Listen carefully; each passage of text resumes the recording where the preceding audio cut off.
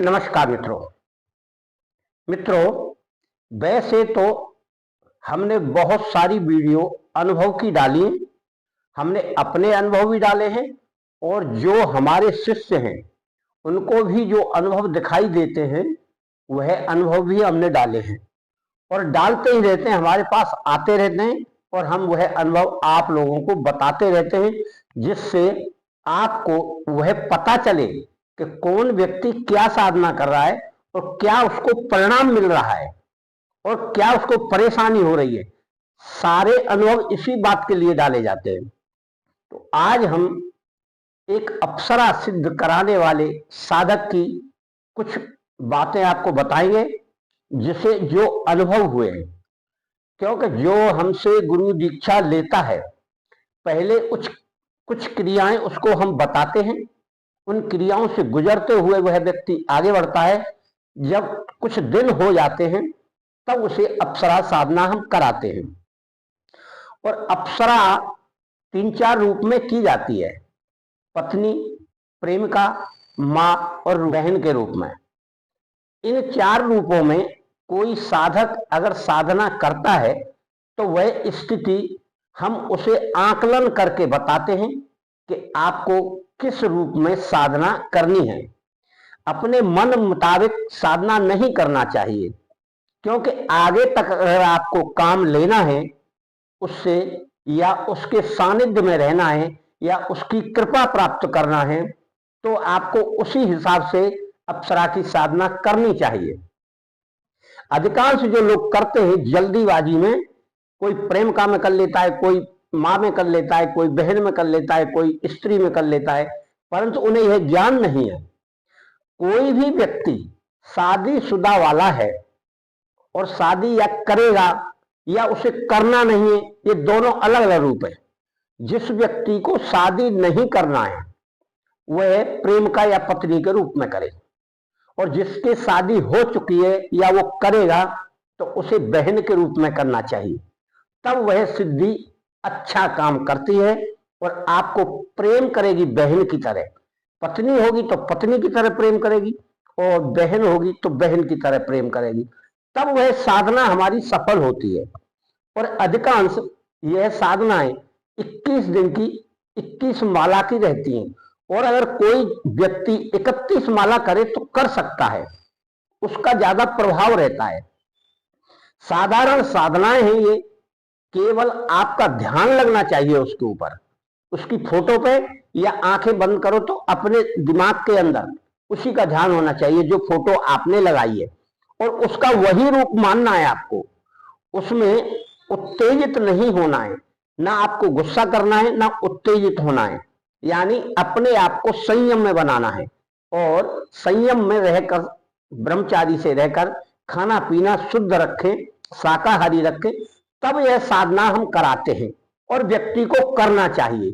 यदि कोई अपने मन मुताबिक करता है तो उसे अनुभव होगा तो वह किससे पूछेगा, या बीच बीच में मार्गदर्शन उसे कैसे प्राप्त होगा। इसलिए अप्सरा और यक्षिणियों की साधना या देवों की, जैसे काली माँ है, भैरव हैं, इनकी किसी गुरु से ही करना चाहिए, जिससे उसको बार बार बीच बीच में अनुभव हो तो वह बताएगा और उसको मार्गदर्शन मिलेगा। तो आज हम उस व्यक्ति की, जो बिहार का रहने वाला है, उसे तीसरे दिन ही अनुभव हुआ, और तीसरे दिन वह 11 दिन की साधना कर रहा है। 11 माला, तो हमने कहा 11 माला कम है, तो उन्होंने कहा गुरुजी हम फिर करेंगे 11 दिन की। हमने कहा ठीक है करिए। तो तीसरे दिन ही उस अप्सरा ने उसको दर्शन दिया। दर्शन देकर उससे वह कहने लगी कि ये क्या कर रहे हो तुम? बोला साधना कर रहा हूं। सपने में बात हो रही है, प्रत्यक्षीकरण।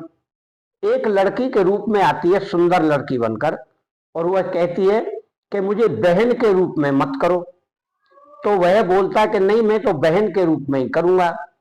वह बोलती है नहीं, मुझे प्रेमिका के रूप में करो आप सिद्ध। तो उसने हमको यह सारी घटनाएं सुनाई। फिर दूसरे तीसरे दिन फिर उसको सपना आया है। सपने में उसको वही लड़की आई है, और उस लड़की ने उसको एक मंगल सूत्र दिखाया है। यानी मंगल सूत्र का मतलब क्या होता है कि पत्नी, प्रेम का पत्नी में कोई अंतर थोड़ी होता है, रिश्ता दोनों का एक ही रहता है। तो यह घटना उसको दूसरे और तीसरे दिन ही दिखाई दी और फिर वो बोला, गुरुजी अब मैं क्या करूं? हम कहा तुमको कुछ नहीं करना है, तुमने जवाब दिया, उसने जवाब दिया था मैं तो बहन के रूप में करूंगा, आना हो तो आओ। इतना कहकर वह भागती हुई दौड़ के वापस चली गई। अब बोल रहा है गुरुजी गड़बड़ तो नहीं होगा? हमने कहा कुछ नहीं होगा, तुम करते जाइए उसी प्रकार से, अपना भाव बहन के रूप में रखिए, बहन जैसा मानिए, बहन का सा प्रेम करिए और साधना करिए। तो 11 दिन की साधना करके आप 11 दिन बाद हवन कर देना। जब आप हवन कर देंगे फिर दोबारा से यह साधना शुरू करना। या तो 11 दिन में वह प्रमाण आपको दे देगी या बोल के जाएगी कि आपकी साधना पूरी हो चुकी, पर आपको तो सपने में बहुत कुछ बता के गई है। वो व्यक्ति को उसी स्थान पर सोना है, पूर्व साइड में मुख सर करके, पश्चिम साइड में पैर करे और उत्तर दिशा में साधना करना है। सिंपल तरीके से करिए, साधारण रहिए, उस कमरे में कोशिश करिए कोई दूसरा व्यक्ति ना जाए, आपको ही जाना है, आपको ही रहना है 21 दिन तक। यह साधना का नियम है, ना उसमें कोई फोटो वगैरह रहेगी किसी की भी। साफ सुथरे कमरे को आप करिए, सुबह आप उठिए चले आइए, शाम को 3-4 बजे कमरे की सफाई कर दीजिए, फूल पत्ती वगैरह हटा दीजिए, फिर नई फूल पत्तियों का इंतजाम करिए और वह मंत्र जाप करिए गुरु का नाम लेकर, गणेश जी का नाम लेकर। उसके बाद आपका जब समय पूरा होता है, उसके बाद आपको क्या अनुभव होते हैं वह अपने गुरु को बताइए, जो आपका गुरु आपको सिखाए, जिससे वह आगे का मार्ग आपको बताए कि अब क्या करना है, जिससे उसकी कृपा या उसका लाभ आपको प्राप्त हो या वह आपकी रक्षा करे। इस प्रकार के किसी को अनुभव होते हैं तो वह हमारे चैनल पर डाले। वैसे तो हमारे शिष्य ही ज्यादातर डालते हैं, दूसरे व्यक्ति का अनुभव हम बिना उसकी आज्ञा के नहीं डालते। ना हम किसी को नंबर देते हैं किसी का बिना आज्ञा के, ना हम उनकी बोली डालते हैं, ना उनका फोटो डालते हैं। अगर बाई चांस वह व्यक्ति मना करता है तो फिर हम नहीं डालते, क्योंकि उस व्यक्ति की वह समस्या है कि वह क्यों नहीं चाहता ये वह जाने। हमें इस विषय में कुछ नहीं कहना, हम उसकी परमिशन के बगैर कोई अनुभव भी नहीं डालते हैं और ना उनकी कोई कहानी भी डालते हैं। और अगर कहानी भी डालेंगे तो गुमनाम डालेंगे। इसमें भी हमने इस बिहार के रहने वाले हमारे शिष्य का नाम नहीं बताया है, क्योंकि अगर हम नाम बताएंगे तो आसपास के रहने वाले हो सकता है लोगों को पता लगे, उससे तमाम बातें पूछने लगे। सारी क्रियाएं अप्सरा की हो, यक्षिणी की हो या कोई मंत्र साधना हो, उनको सबको आपको बिल्कुल गुप्त रखना है। अपने तक सीमित रखिए या अपने मार्गदर्शक गुरु को बताइए, तब वह सिद्धि काम करती है। अन्यथा आपकी सिद्धि आई वैसे ही चली जाएगी। हमें किसी को भी कुछ नहीं बताना है, गुरु के पास रहेगा तो सुरक्षित रहेगा, गुरु किसी को कुछ नहीं बताएगा। अब हमने इसीलिए यह अनुभव डाला है कि आपको अनुभव पता लगे, आपको अनुभव की जानकारी मिले, नाम पते से आपको कोई लेना देना नहीं है। इसलिए हमारे सभी साधकों को हम यह एक सलाह देते हैं कि जल्दबाजी में काम ना करें, आराम से तसल्ली से करें। पहले गुरु मंत्र का जाप करें, फिर ध्यान लगाना सीखें, फिर ध्यान लगाने की क्रिया जब आपकी पूर्ण हो जाए, ध्यान टिकने लगे, तब आप अप्सरा या यक्षिणी की साधना करें, उसे हम करा सकते हैं। और अगर कोई और गुरु आपको मिल रहा है तो आप उससे कर लीजिए, यह तो आपके ऊपर निर्भर है। बहुत सारे लोग हैं जो कराते हैं, पर क्या है कि कुछ लोग फ्रॉड कराते हैं और डरा भी देते हैं कि ऐसा हो जाएगा वैसा हो जाएगा। हमने जितने लोगों को अप्सरा साधना कराई है, हमारे किसी शिष्य के साथ कोई ऐसी बात नहीं हुई कि वो डराने आ गई हो।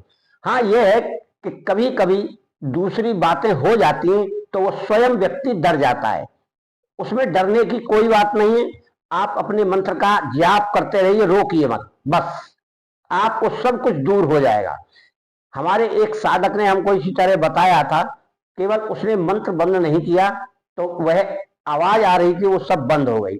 आपको, आपके घर परिवार को मेरी माताजी गुरुदेव खुश रखें, आपका मंगल हो।